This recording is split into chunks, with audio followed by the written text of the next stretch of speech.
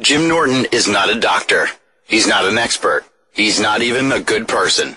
The views, opinions, advice, and humor of Jim Norton does not reflect those of any doctor, of SiriusXM, of Opie Radio, or anyone else. They are solely those of Jim Norton, Lyle Chipperson, Edgar Mellencamp, Paul Hargis, and whoever else lives in that chinless head of his. If any of this advice goes wrong, you are the asshole who called a comedian instead of a doctor.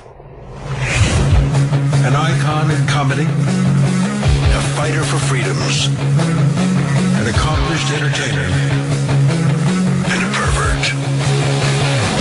You've got problems, he's got problems. You've got questions, he's got answers, some of which are good. Call now, 866-WOW-1-WOW. That's 866-969-1969. This is the Jim Norton Show.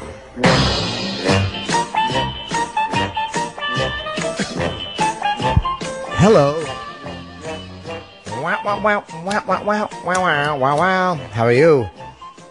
I appreciate you tuning in, those of you that had and are listening.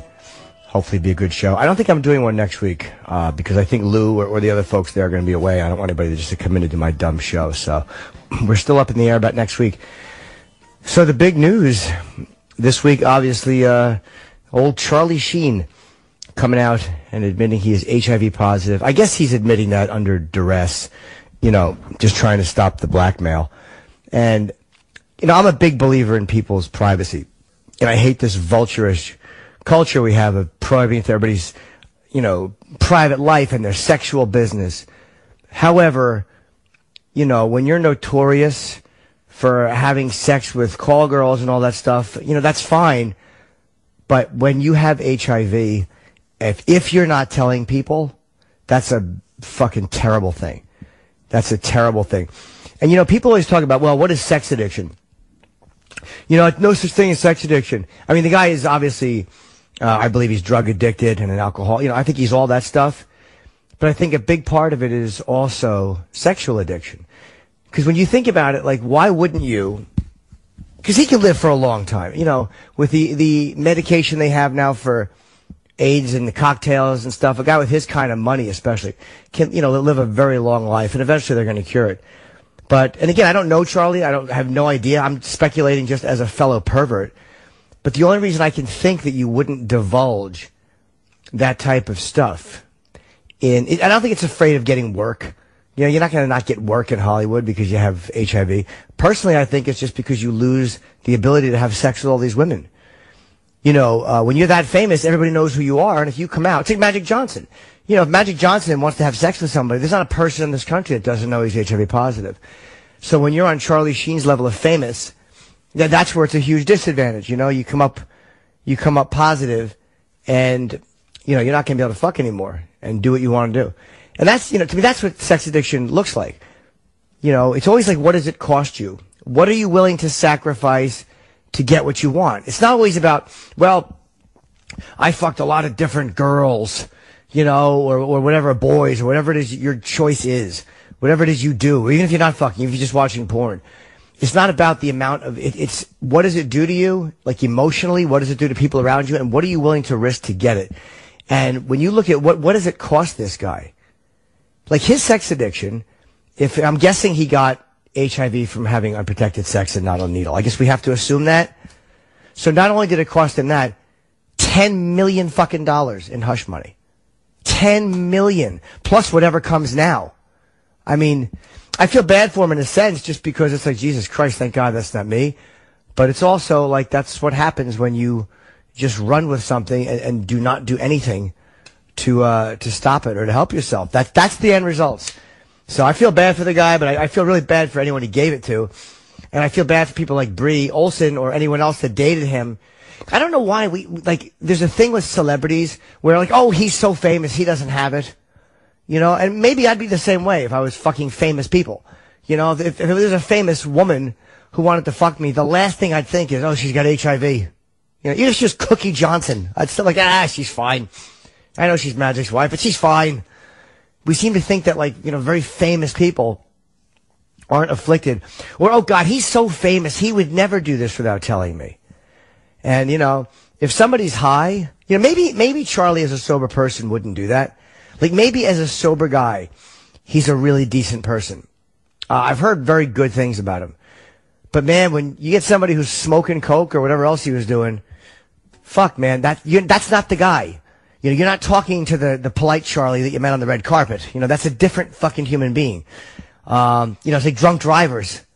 You know, you pull over a perfectly rational human being would never drink and then, you know, drive recklessly down a one-way street. But the guy that has a head-on collision, you know, that's the guy you need to make the impression on. He's fucked up. All right, I'm babbling. Ryan in New York, what's up, buddy? Hey, Jim, how's it going? How are you? Huge fan, man. I just, that's kind of my question here, because, like, I listen, like, a lot, and it's, like, it takes up a lot of, like, my free time. I'm a musician, and it's just, like, such an entertaining thing that, like, it does me no harm, but it gets to a point where, like, I'm bringing Chip to work.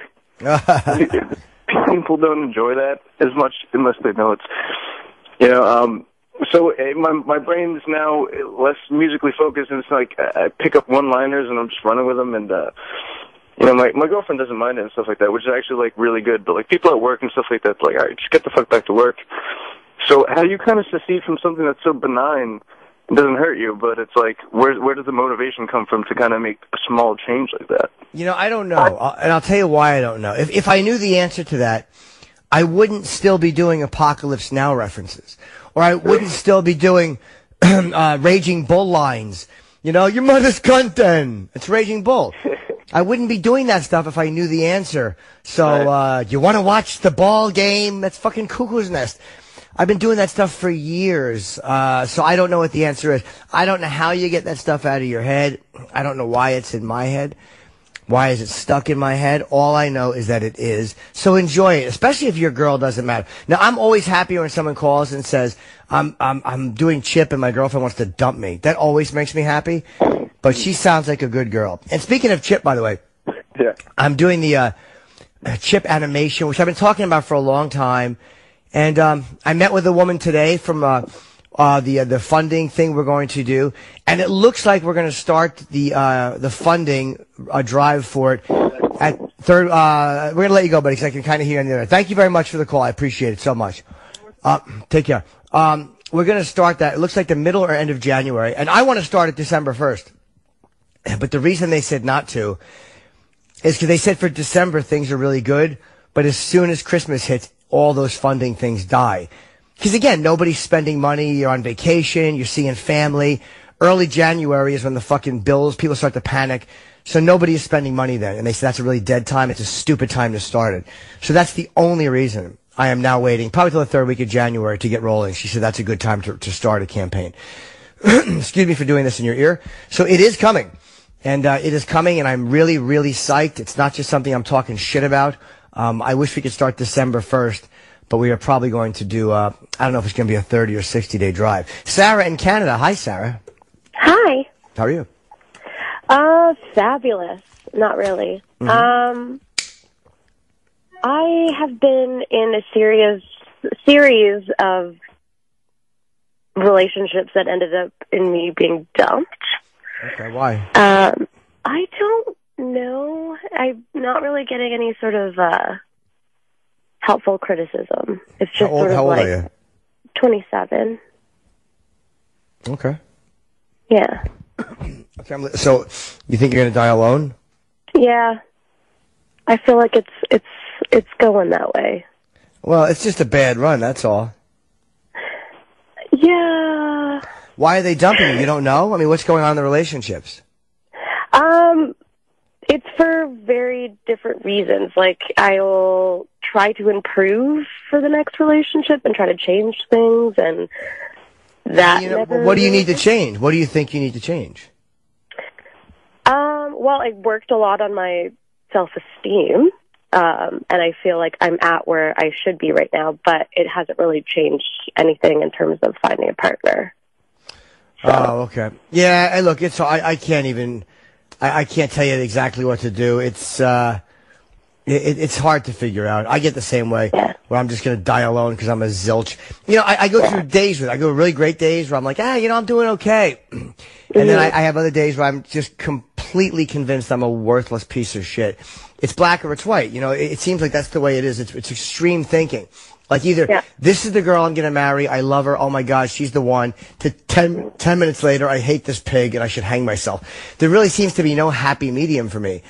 So I don't know why, and maybe you're the same way, but I'm sure you're not going to die alone. Just the fact that you have this self-awareness to go, like, what's going on here is something. Yeah. So you're probably not a completely unself-aware idiot. You know, I would say just hang in there and you'll meet the right person. Maybe it's not all you. Maybe it's them too. I'm hoping that. I wish I could make it into something that I could fix. When someone just says that, you know, they don't feel it or don't have the spark, it's sort of soul destroying, but yeah. Give it some, don't panic. The holidays come, we all tend to think we're going to die alone because the holidays are coming, and that's what happens. We're like, oh my God, I suck. You know, nothing's happening. This will be my third or fourth holiday straight being single. So, you know, I mean, it bums me out a little bit, but I'm like, yeah, you know what? At least I'm not in a shit relationship. I'd rather be single and a little lonely than in a horrible relationship with somebody who I want to fucking smash with a hammer. You know what I mean? It could be a lot worse. True.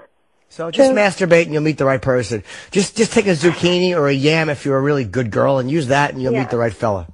Oh, thanks. All right? Thanks, Jim. Thank you. Goodbye, you little delight. See you later. Bye. What's up, Travis? Hello? Hey, buddy. Hey, what's going on, Jimmy? First of all, came to see you in Albany. You were awesome. Thank you. Yes? And I had oh, sorry, I didn't know if this. I thought I dropped off. No. I thought I heard you mention, I think last week on your advice show, someone asked you who's the hottest famous person you hooked up with, and I think you mentioned that you ate Brie Olson's ass. We actually had sex. She was the only famous person I've ever hooked up with. Nice. With Brie Olson. And she knows that I've said that, and she's joked about it on the air with me, so I'm not breaking her confidence. Right. I was wondering when you found out about Charlie, did you, I don't know if you touched on this during the show, during a week, did you get nervous yourself? Not even slightly nervous. First of all, we had sex.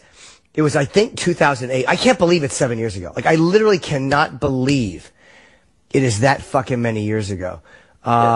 She still looks amazing. So it was before she hooked up with Charlie. By the time she hooked up with Charlie, that was like a long time after she and I had hung. So I wasn't even remotely nervous. And I would have sex with her now. Right. I have no doubt that she's fine. Sure. I would have sex. Not only would I have sex with her, I would have sex with her now if Charlie bled on her first. I'd still have sex with her now. You know, I had no doubt that she's healthy because she probably gets tested fairly often. You know, she went on Howard. She talked about it. Look, it's fucking scary. I'm sure for all these girls that were fucking him, it's horrifying and it's enraging. And maybe he should have told her because I guess he's claiming that I didn't have it when I was with you, and she's saying, well, you had night sweats. But even if he didn't, if he was with her right before he got a diagnosis, he probably should have said, look, I might have had it, you know. But whatever. He didn't, and she's okay, and that's all that matters. Right. But, you know, I have no doubt that she's fine because, you know, I think that she gets tested, I'm guessing, enough where she would have known it in the last 4 years if she had it. So, yeah, I would have sex with her again. I didn't know the time frame of when you had sex with her. So, all right, man, thanks. Years ago. Yeah, she's a nice girl. Okay, thanks. Yep, bye. Let's see here. Dan in Colorado. I want to hear this one. Hey, Jimmy.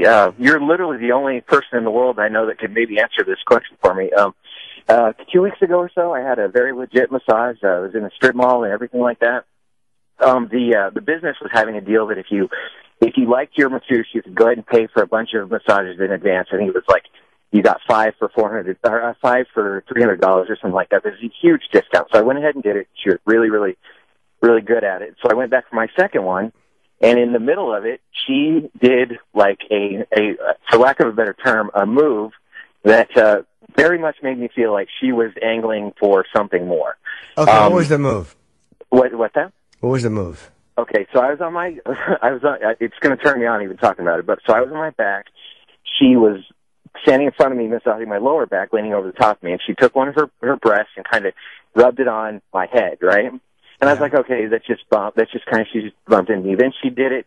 She moved her body across and kind of did and I could actually feel her bra, and she did the other tit basically, and kind of did a little bit of a circle, and then she started moaning a little bit, and I was like, oh man, this is like this is really, you know. Was it a strip mall? Yeah. She's pretty?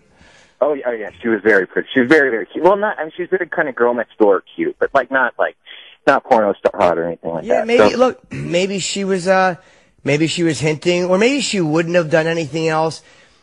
Maybe she was just angling for a little tip, like, hey, I'll be sexy. Like, you know, a lot of them want you to be attracted to them, and they kind of want you to be a little turned on, but not to the point of doing something obnoxious. Yeah. And they're not going to jerk you off. They might want you to feel a little sexy when you know, because I'm such a jaded filth bag.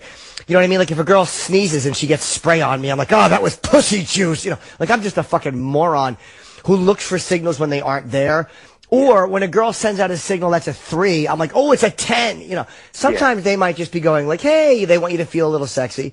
Or you could have just totally misinterpreted it. But if it happened more than once, maybe she was throwing you a signal. I just don't know.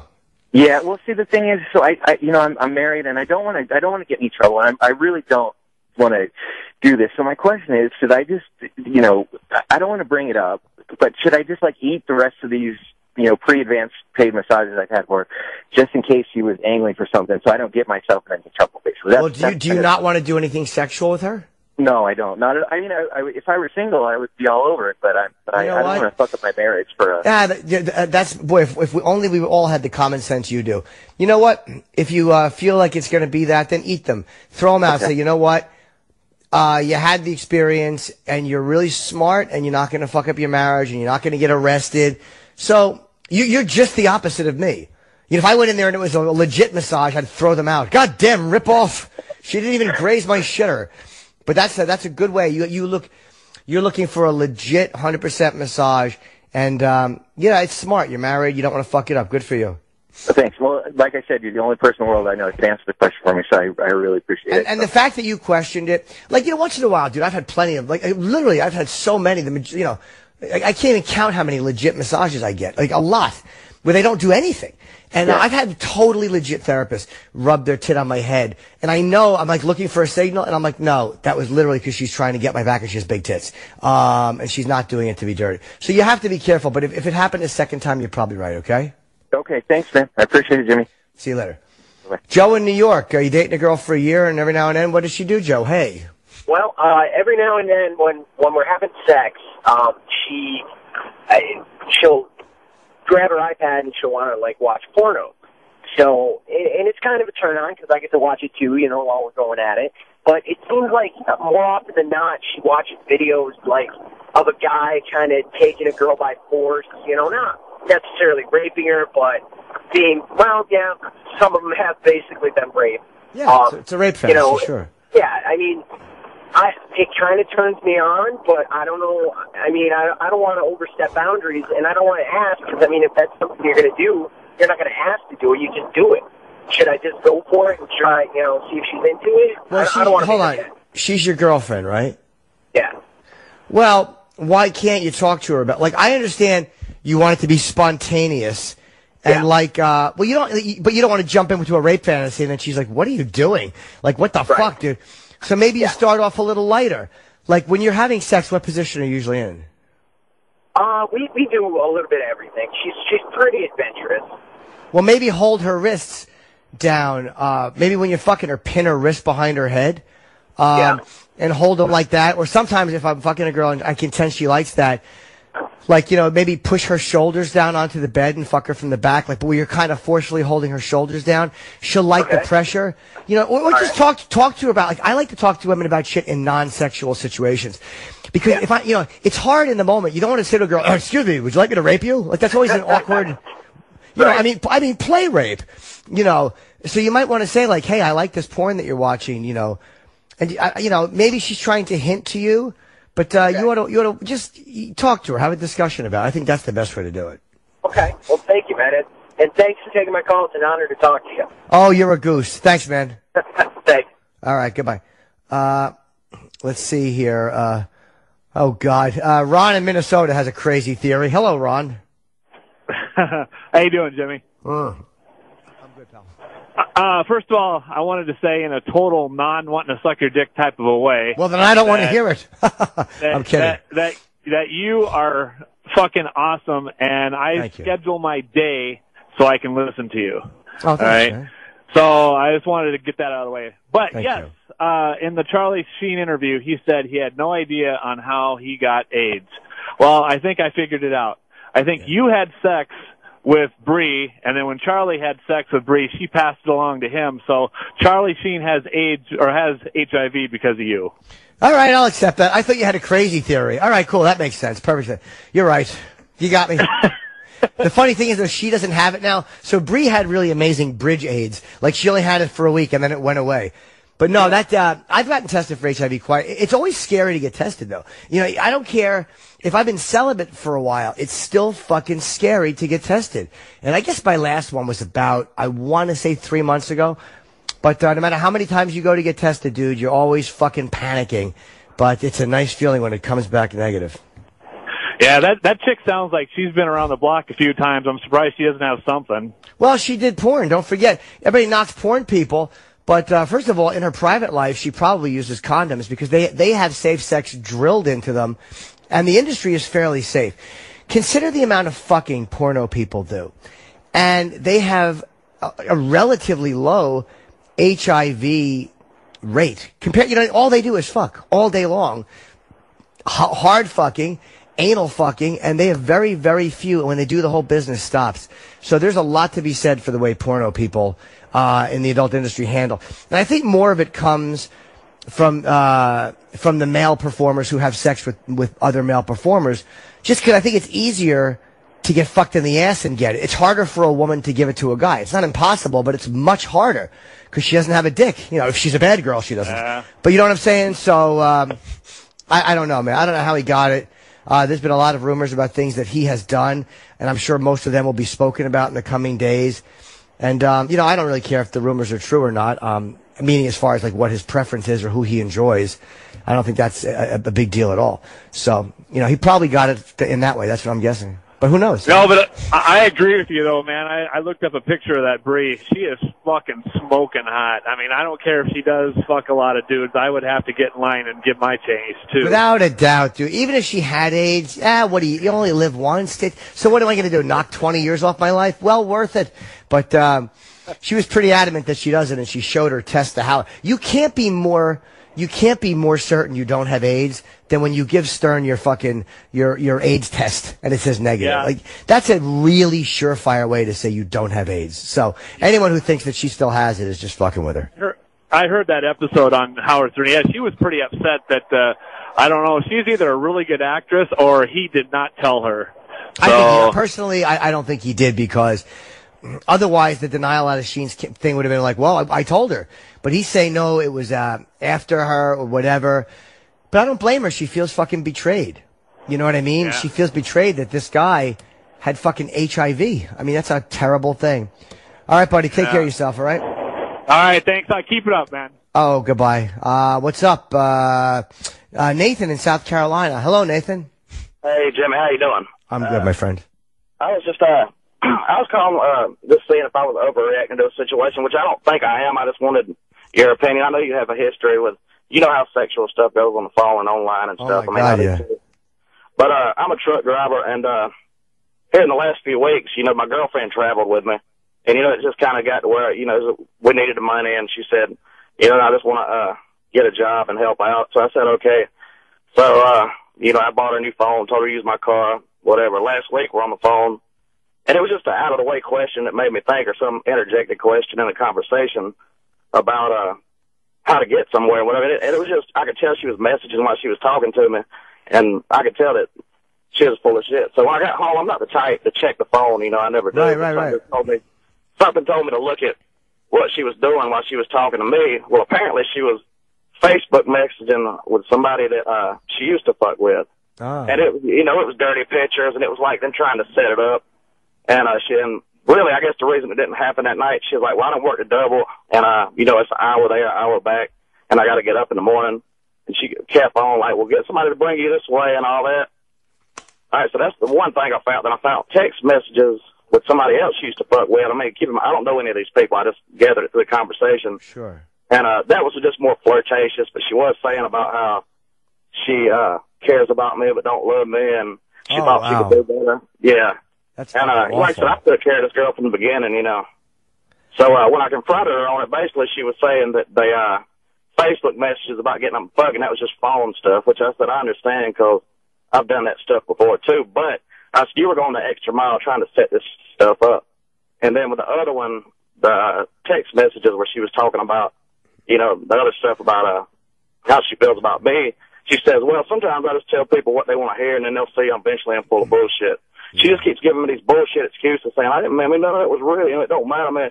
You know, I love you. I want to work this out, but I'm refusing to work it out. I say, I mean, I can't trust you. I'm on the road 3 to 4 days a week, and you expect me to put trust back in you. But since I didn't catch anything physically that happened, and I feel like I caught that one beforehand, I mean, I don't know if something else may have happened before. Sure. But, you know, am I unreasonable by saying, nah, man, I'm gone. You know, I just can't fuck with you like that or put that trust in you anymore. Yeah, that's hard, man. I mean, especially truck drivers have it rough because you guys are gone so much. You know, I mean, the good part is you're happy to see the person when you get home. The bad part is you don't know what the fuck they do. But you never know with phone stuff. Like, I have gone through with women literally fucking entire relationships where we start talking, we start flirting. It even gets loving, where it's like a really caring relationship, dirty pictures, sexual, blah, blah, blah, and then it fades off. I've met with them, and then most times I have not met with them. So there are people that do shit only on the phone. It becomes this really weird way of acting out fantasies. You're bored, you like the excitement, you can explore these weird things without actually doing it. But then again, it does set up a lot of scenarios where you do go and do it. I don't know, man. If you don't trust her, then don't fucking deal with her. I mean, if you think... She's fucked both of these people in the past. And, you know, and it's, so it's not like it's just some fantasy or somebody. Right. And these are actual people she's fucked at some point in time. And, you know, it was just, to me, like I said, I've done a lot of dirty shit. You know, I've been a type escorts and love fucking strippers and shit like that. I mean, I'm pretty dirty myself.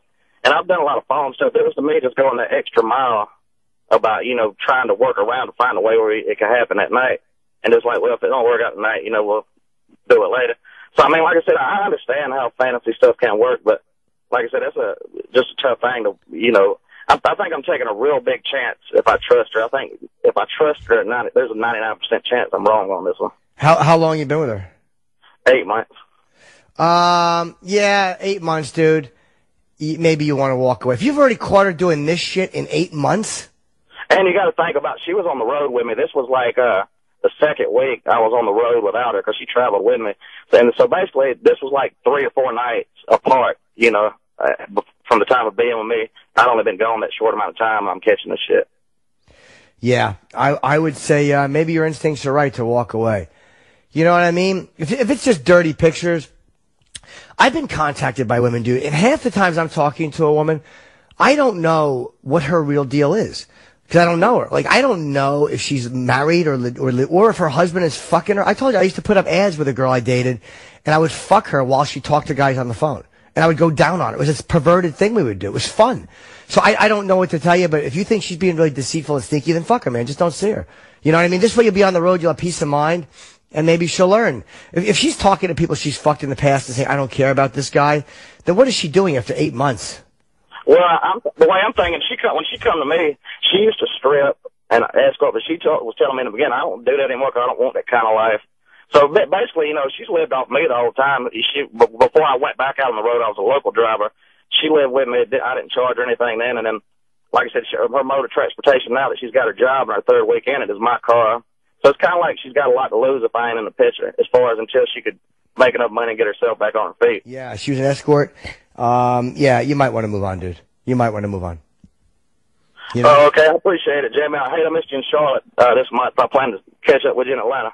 Okay. Oh, we might be moving Atlanta. I don't know. We might be moving Atlanta. I might be switching that to a theater. I'm not sure. But I will be there, so I'll let you know, okay? Okay. Thank you, Jim. Bye-bye, sir. Mike in Tennessee. Hi, Mike. How you doing, man? Hey, buddy. Got a relationship question for you. Had a relationship. We kind of ended in like around August time, end of July, beginning of August. We were together like over 2 years. 2 years would have been in May or April rather. So, you know, close to 2.5 years. Right. First girl that I've ever bought a ring for. I never put it on her finger. We'd always have like a little tiff, like the week that I was planning on doing it or something like that. We did buy a house together though, so we have a house with both of our names on it. And I've got a little bit of a substance abuse issue that I'm working on now, and I'm going to counseling and, in a anger management classes and a 12-step program and trying to do the right thing and all. But, we're not together. And if we ever do talk, it turns like where it's not civil pretty quickly. Wait, hold on. How long you been with her? I was with her like almost 2.5 years. And are you actually sober now, or are you still dabbing a little bit? No, I'm sober right now. How long? I mean, but probably about a month. Okay. But it's. Go ahead. Oh, that's okay. What I found happens is like we when we're active in any kind of an addiction, especially drinking and drugs, there's a whole shitload of fucking resentment we cause. We run through people's lives like wrecking balls, yelling and screaming and being unpredictable and unreliable and fucked up. We do all this stuff, and then we cause all this resentment, and we cause all this turmoil, and then we get sober, and we begin to feel a little bit better. But we forget we have fucking caused a whirlwind of problems in somebody else's life, and sometimes it takes them a while. There's an old expression, the shit hits the fan when you're drinking, and when you get sober, you gotta clean it up, because it's blown all over the place. Sometimes that's what being sober is. It's taking a clear look at the fucking mess you have made, and saying, okay, I can't fix all this at once. Some of it will never be fixed, but that's what the mess is right now. And I'm gonna do the best I can to work on myself today, and understand, part of making up for what I've done wrong is understanding that I have a lot of times put people in this shitty place. I have put people, there was a girlfriend of mine, and this was long after I was sober, who found out I cheated on her and she dumped me. And I was heartbroken because I really loved this girl, and she was right to dump me. And I cried and I begged her, and she just was not having it. And we weren't friends for a while. And we are friends now. We don't talk that much. But we talk once in a while. And I'm just so grateful that she's my friend at all. Like, I fucked up her life being a fucking, again, I wasn't drinking, but I was a sexually active and a sex act, and I cheated and I got caught. So my fucking selfishness fucked her up. And I couldn't wonder, why isn't she hanging around with me now? When she walked away from me and didn't want to be my friend, I had to just accept that. That's the price you pay for doing the shit you did. And then in time, when she realized, okay, we're just going to be friends and he's okay and I like him as a person. In time, you know what I mean? It kind of heals, and I apologize and I meant it, and that we were able to be a little bit of friends. So do you know what I'm saying? Like, a lot of times, man, it takes people a long time to forgive us or to be comfortable enough to talk to us without yelling. Well, I mean, especially at the beginning, everything you said described me 100%, talking about a wrecking ball and just pushing people out of my life and not thinking it's me at all, always blaming other people and doing those kind of things and just being completely destructive to myself and others. But, just like with the things I said about, buying her a ring and having this house with both of our names on the mortgage, and I want to do the right thing, and ultimately I want to be with her, and I don't know whether that can happen or not, but is it something? I mean, I understand the time thing. I understand giving it time and working on just me, and I'm willing to do that, and I've got a small support group that, that's willing to stand by me, some friends, and then my counselor, and then some other groups that I go to where I'm willing to work on all this. But, I do have an ultimate goal that I want out of everything. Ultimately it's just happiness. But, I want the happiness with her that me and her used to have, because she was like my best friend, my workout partner, my lover. She was everything to me. Sure. And now it's I've lost, all of that all in one person. Well, there is it something that I should just should I just let it go and give up on it, or is it something I don't think hold on to? I don't think you have to give it up. I think if she walks away and wants you to give it up, then you may have to respect that. But, sometimes, dude, just working on yourself and being genuine about it. Not just if she doesn't come back, I'm relapsing. If you're legitimately trying to fix yourself and legitimately trying to change the way you are, people see that in time. And a lot of times they all of a sudden notice, hey, he's a different person now. And their anger and resentment and mistrust subsides a little bit. Because we teach people, don't trust me. I'm fucking untrustworthy. I'm going to lie to you. You know what I mean? When you tell somebody, I'm going to be fucking unpredictable and I'm great today, but by 1 o'clock in the morning, it's funny when Anthony, would always tell these funny stories about when he was married and his wife was a hardcore drinker. And Anthony would always say to them before they went out, now remember, we're not in a bad mood with each other. And his wife would go, no, of course not. He goes, we're not fighting. And then by the end of the night, she's screaming at him because she's drunk. Like, that's the way we are. You know what I mean? We're genuine, we're sincere in a real moment, and then later on, we're fucking unpredictable. So we have to give time to people to realize we're not going to be unpredictable like that anymore. We're not going to do that shit anymore. This is not just one more trick or one more delayed shit response that we're going to give them. So whether or not she comes back, I don't know, but I think you got to give her some time and realize, hey, look, that's the price we pay sometimes for living the life we live. And then right. but what should be like the approach that I take to that? Like, I mean, I'm just like, I've got a friend of mine that I introduced like him to her, and like he's got a fiance, and so like, you know, his fiance and her are really good friends, and he and I keep in touch. I mean, he's like trying to work with me through like my issues and everything, and so I know like if there's a different scene, like, you know, he'll probably relay that message without even letting me know, because he's good at kind of like keeping the, you know, compartmentalizing those things. And so like I want to work on myself. And, you know, Joe actually said something on one of his recent podcasts.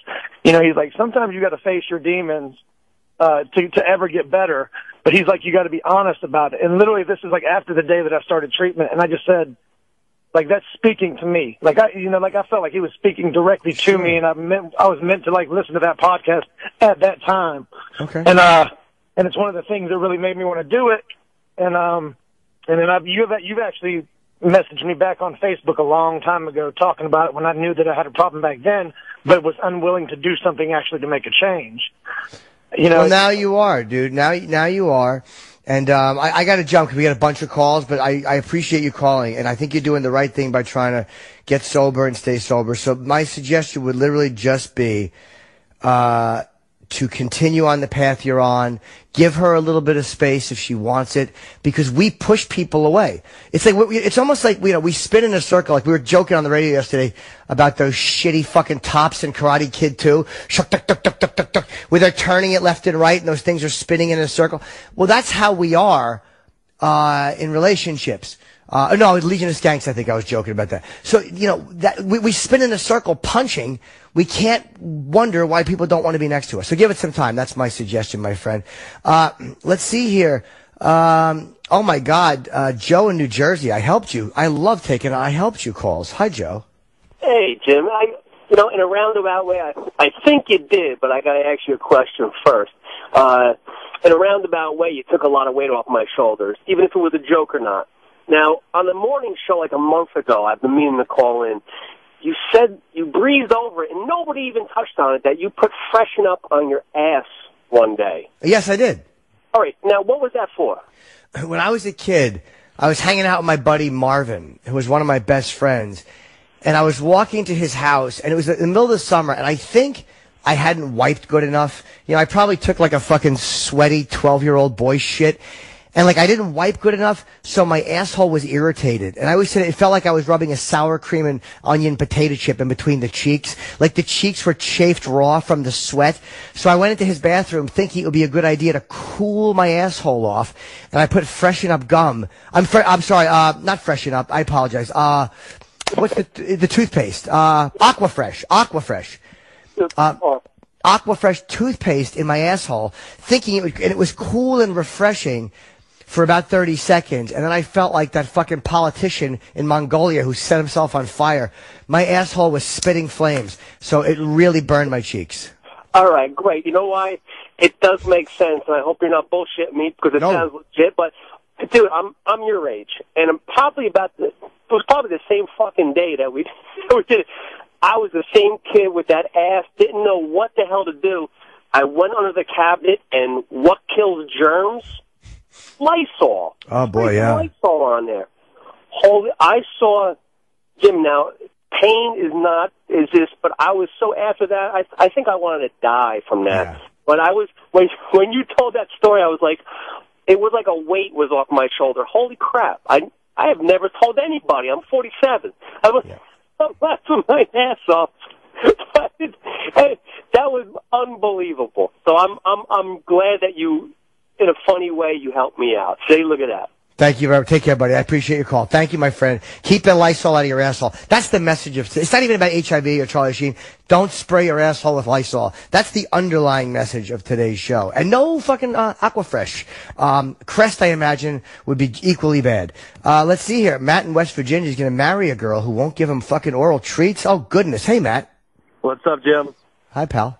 Hey, so I'm about to get married here in about a year, and I think I'm basically a sex addict, like borderline sex addict, and I've never got a blowjob to completion from my fiance. Why? And I wanted to see. She says that she has jaw problems, and she just doesn't like sucking dick. So I've never gotten one, and the sex is great. She's an awesome girl, like everything I've ever wanted, but no blowjobs. Well, can you live with that, or do you want blowjobs? I think I want blowjobs, but I don't know. I was seeing what you would think about the rest of your life without a blowjob. I wouldn't even be friends with a girl that wouldn't give me a blowjob. I'll be here's why. Because I like giving head to women. I love oral sex. I love going down on girls. And it annoys me when girls don't like giving a blowjob. It annoys me. So yeah, that would bother me a lot. And I would not be involved with somebody. But again, if it's important to you, and that's not shallow. That's a big part of sex. If you're not getting a blowjob and you want one and she won't do it, well, you already know that going in, so you'd have no right to complain about it. And tell her, like, it's really bothering me, and maybe she'll work on it and try to do it. But if she just refuses, then maybe you have to go like, hey, this is just too important to me and I'm not going to do it. Yeah, maybe the family aspect's a little more important than a blowjob. It's a tough idea to wrestle with. No, family is very important. You know what? Family is very important, but I think that somebody who won't do something basic like that for you, because you're just going to wind up resenting her, and you're just going to wind up wanting to fuck other girls or get your dick sucked outside the relationship. I agree. All right? Well, that's something up to think you, about. my friend. Thanks, Jim. Love you. Yeah. Good luck, man. Let's see here. Adam in Wisconsin, dating a girl who sounds like a good egg. Hey, what's up, Matt? Oh, Adam, sorry. What's going on, Jim? Hey, buddy. Hey, no, I have a comment first for that guy that calls from Colorado asking what he should do with these massages, like just wash them away, get rid of them. I think that he should actually give to his wife, be like, okay, he doesn't want to put himself in that position, so instead of wasting that money that he's already spent on him, just give him to his wife. Be like, hey, I was thinking of you. Take these massages. You know what? What a true gentleman's suggestion that is. That's excellent. I'm such a pig. I'm like, don't do it. Don't get your asshole fingered. And he could easily give them to a single friend. Great idea. Yeah. Great idea. Yeah. So yeah, that's excellent. Yeah, but no, my real main topic here is I'm seeing this girl, and we don't have any labels on it or anything. We've been seeing each other for about, 4 or 5 months now, closer to 6, I guess. But sex life's great, everything, but it's this drinking. She's an excessive drinker, and I guess I'd call her an alcoholic. I mean, it's gotten pretty bad to the point, I don't mind going out with her. I drink myself, but I'll drink on the weekends. I have shit to do during the week. I have priorities. But then with her, I get over there, I'm finding myself almost getting late for work. She wants to go out on a Tuesday, Wednesday, Thursday night.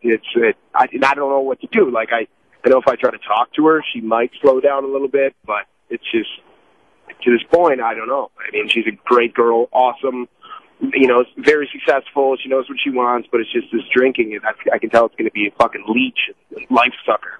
Yeah, man, I think that's a big one. And if you see it coming now, whatever you got to do, man. If you love her enough to stick with her, but that's a hard one to overcome if somebody's not willing to do anything. But if she's willing to try and you can give her a chance, then hey, stick with her while she tries for a little bit. But yeah, sometimes we see the writing on the wall. We almost always see it, dude. I've never dated a crazy fucking person that I didn't know was crazy first, but I just chose to overlook it because she had great tits, or she had a fucking great smile, or, she gave a good head, whatever the nonsense was. I've overlooked so many fucked up things. And maybe a lot of girls have with me too. A lot of girls knew I was fucked up and they dated me because I'm funny, or they dated me because they enjoyed me as a person. So, we always see it coming. So if you see this one coming and it's too much for you, then fucking back out if she's not willing to do anything.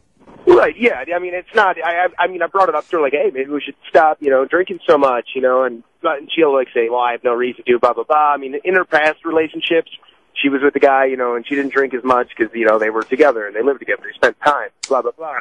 But, it's in a sense, we can go out together, we'll get shit-faced. Well, but we never fight. She's not a negative